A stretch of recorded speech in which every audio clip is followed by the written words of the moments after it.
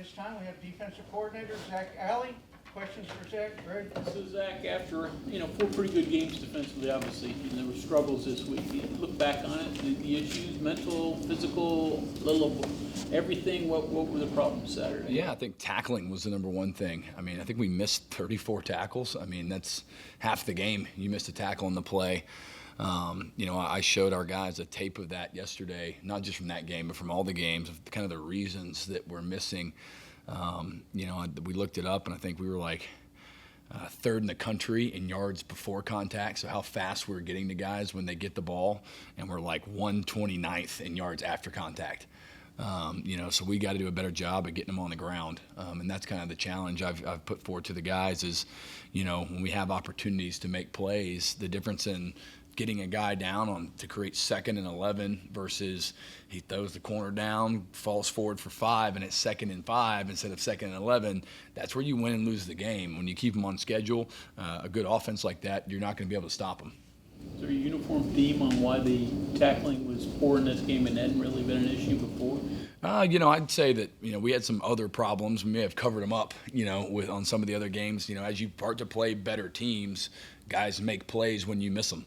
And so getting involved into that, I think, our eyes, our body position, sometimes our angles, those three things really contribute the most to just why we've missed some of those tackles. And they do a good job, Utah does, of basically running the triple option, in space. And so you have to make one-on-one plays, that's hard to get extra hats there a lot of times. You talk a little bit about the secondary struggles in the last game and a little bit in the game before that, and what your thoughts are on that. Yeah, I think we, just overall the eye candy and the things they get, we've got to do a better job of putting our eyes where they need to be. I feel the stress of, making sure they know exactly where they're supposed to be at, and then we can't be looking in the backfield. We got let up a couple wide open boots last game, and just not looking at the guy man-to-man on the dude. I can't look at the quarterback. He's not going to throw the ball to me. He's going to throw it to him. So that was pretty much the extent of it, man, just eyes, and if you're not looking at the right things, you're not going to go the right place, and you're not going to make the play. Are there any challenges with the quarterback that wears number 47? So his older brother, Hank Bachmeyer, Hank was with me at Boise State, and then we played him at La Tech my second year at Jacksonville State. And that family, man, they are freaking tough. I think from what I understand, the reason that he's in 47 is, I guess, Hank was the quarterback in the family and Tiger was the receiver, so they needed a running back. So I think he was the running back growing up with the kids, and that was always his number. And so he just stuck with it, and I think it's kind of cool. But man, he's a really tough, downhill runner. He doesn't put the ball in jeopardy. He's a really polished freshman.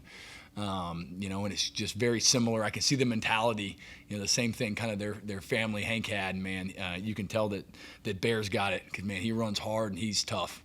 Do you make the scout quarterbacks wear like number 47 or something? I thought about it, but I think we'll know who the quarterback is this week, so we may not have to do that. You mentioned at the end of the Kansas game that you were proud of the team for the way they closed, goal line stand, etc. What are your thoughts on how the defense closed the Utah game, even though it didn't also go well overall? Disappointing. I mean, we gave, you're down so much. We gave guys opportunities, to get in there and play and show that they deserve to play more and some of those things. And, at the end there, we let it down, and had an opportunity. We come out that last play, and I told the whole huddle, I said, hey, listen, they're going to boot right here. It's going to be boot on the goal line. They're going to throw it, and we didn't cover any of them. And so it's a little bit of lack of experience. Some guys who haven't played maybe as much, at the end of the game there. But those things are disappointing, because you're hoping to get some flashes maybe from guys who, want to earn the starting job this week, and try and beat somebody else out. So it wasn't the same kind of close that we had, 2 weeks ago. We're unable to kind of get off the field there.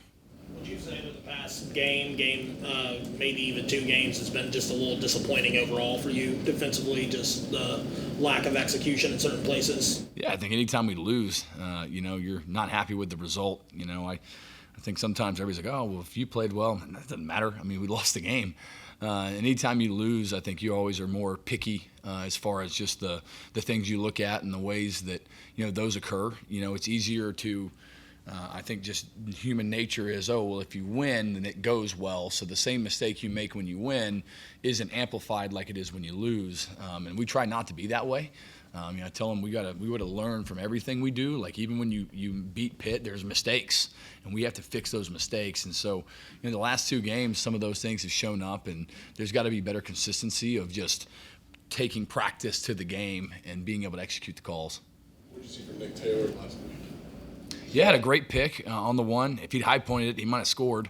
He kind of let it come down. The guy ankle tackled him, but man, he'll come down and smack you. No, he had that stop on the 3rd down down there in the goal line to force one of the few times we didn't give up a touchdown. And so he's a great young player, and I think that he'll just continue to rise as the season goes on and heading into his future.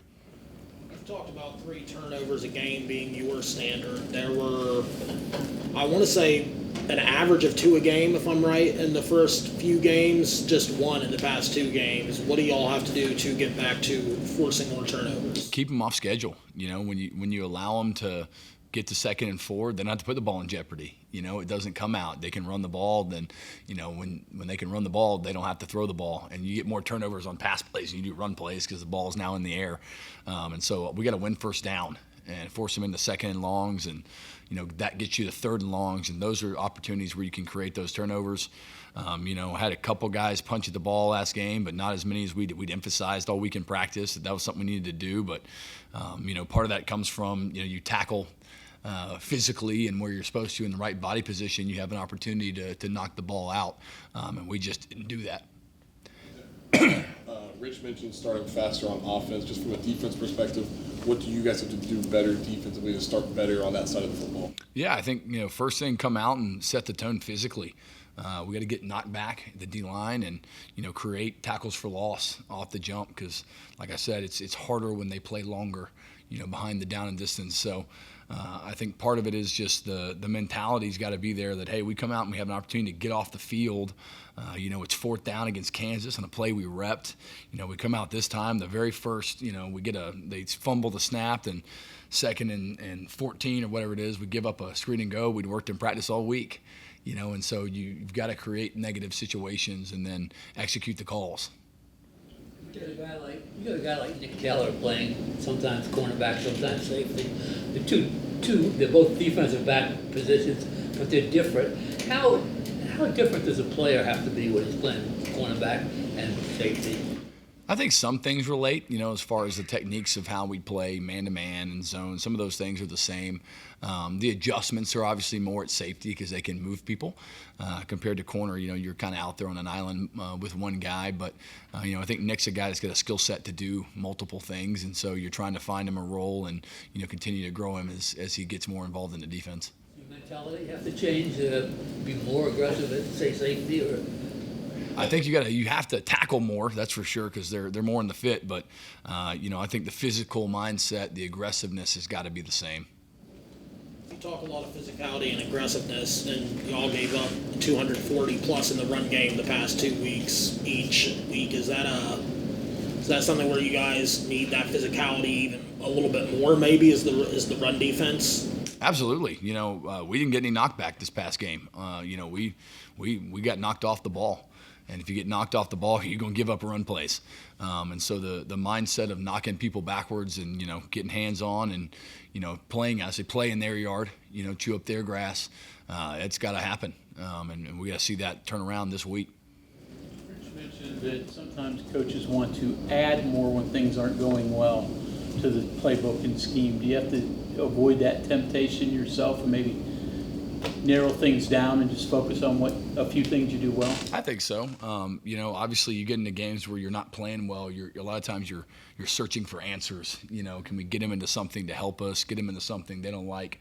But there's definitely a tendency, I think, from coaches in general to overcomplicate things. And I'm with Coach. I'm trying to do the opposite. Trying to simplify this week, particularly in a short week where you've lost a practice day to get ready to play. 3rd downs have been a strength for you over the first 4 games. Was it more than tackling? Because you had them some unfavorable down and distances the other day that they managed, I think, all 8 in the first half. Yeah, absolutely. 3rd and 12, I think you win, like on average, 90% of those across the country. But 3rd and 1, you win about 20%. So the down and distance matters as far as winning 1st and 2nd down. And then there were probably, I think 3 or 4 of those in the first half where we're in position to make the tackle to get off the field and we didn't make the play, and so now it falls forward for a first down and you got to do it all over again. Derek Carter led you in tackles. What did you see from him in Saturday's game? Proud of him. He got banged up a couple weeks ago in practice, so he wasn't really fully healthy till kind of this week. Moved his role around a little bit and, was happy to see him get out there and play like I know he can. I've seen him do that before, and he's a physical and aggressive kid, and, that earns confidence in us as coaches and earns opportunity for sure. Any carryover from what you faced with Utah with what you're going to see with BYU? Pretty different. The quarterback's a good runner, but they don't use him like they use the guy at Utah. They're both similar physical downhill run, use a bunch of tight ends, those type of things. So you'll see those similarities, week in and week out. But as far as overall, they're a different challenge this week, I feel like, than they were last week. Zach, you say triple option in space. That sounds pretty wild, but they do mix it into what they're doing, but they offer a couple different looks for a defensive coordinator, right? Who? Offense, BYU. Oh, BYU? Yeah, absolutely. Triple option in space, that sounds like it's a bag. Yeah, that was more Utah, I guess, than BYU. I think BYU is very sound. You can tell they're really well coached. The O-line is very good. They understand where everything's coming from. They, protect the quarterback really well. They've got outlets for him. He gets the ball out. He doesn't take sacks. They don't take a lot of negative yardage plays because of that. And I think they've done a great job as far as making it simple for the quarterback, but still hard to attack in a lot of areas because obviously he's a freshman. So I think they want to, protect him and give him good outlet throws and those type of things, make it easy on him, get him in rhythm. But they've, you can tell that they've developed the offense around him. And then, the tailback is outstanding. I mean, he can play. And he breaks tackles. He can get downhill. He's a home run threat.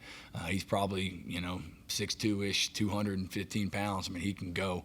And you watch him run through everybody. So between the strong running game and then, kind of protecting the quarterback on a lot of those throws, they do a good job of staying on schedule and playing to the field position battle, the strength of their defense, all those type of things.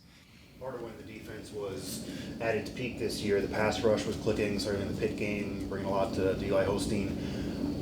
What do you think's happened with the pass rush? Where would you evaluate the pass rush now? How do you get that back to then let everything else be kind of easier for the defense? Yeah, I think the first thing we got to do is finish plays. I mean, we had multiple free runners in the game this week, and we didn't tackle them. And that's obviously, as you can tell, an emphasis point this week that we've got to do that. And then get them, like I said, if you're not making them drop back pass because it's 3rd and 2 and it's not 3rd and 10, takes a lot more opportunities away from you to be able to rush the passer, because in a real game, as far as you get 70 plays, you might only have 15 to 20 true drop back pass opportunities to rush the quarterback. And in today's day, most teams on 1st and 2nd down are going to RPO and screen and do things where, they're not going to let you pass rush off the edges like you can if you can get them to 3rd and long like we were able to do for Pitt. Playing a freshman quarterback, what do you do to make him uncomfortable? I think just change the looks pre to post snap and, move people and try and, create issues for where they want to go with the ball. And then, hopefully you can get a little bit of confusion there. Maybe he'll throw you one, hold on to the ball, get a sack, and, kind of create some of those turnover-worthy plays. You've had Jamori a couple of games now. I mean, your bandits have been a big part of what you were doing. You sort of figuring out how to mix all those guys together and get them all opportunities. Absolutely, and obviously, Jamori getting back and getting, in game shape and being able to play more, it helps you to be able to move around guys and play them where you feel like they can help you the most. So, I think every week we look at that and make some changes when we need to and feel like there's guys who are good at certain positions and, just use them different ways to whatever their skill set allows you to. And that's a deep room for us, so we're trying to get as many of those guys on the field as we can. When teams use the quick game against you, what's the answer typically? You got to have either play tight match coverage or, play some kind of, cover 2 zone type of look to be able to prevent the ball from getting out, quickly and on the edges. Defensively, what do you tell your team when preparing for an environment like we guys will have on Friday with BYU? Yeah, I said it's the craziest thing because there'll be, 65,000 people and they're loud and they care. I've played there before and they're like really nice. It's like strange. because they're really, really nice, but they're cheering hard and they care, and it's a big deal to the community there. So just to prepare them for a true real road test where it's going to be loud and you're going to have to bring our own energy to the game. Thank you very much. Thanks, sir. guys.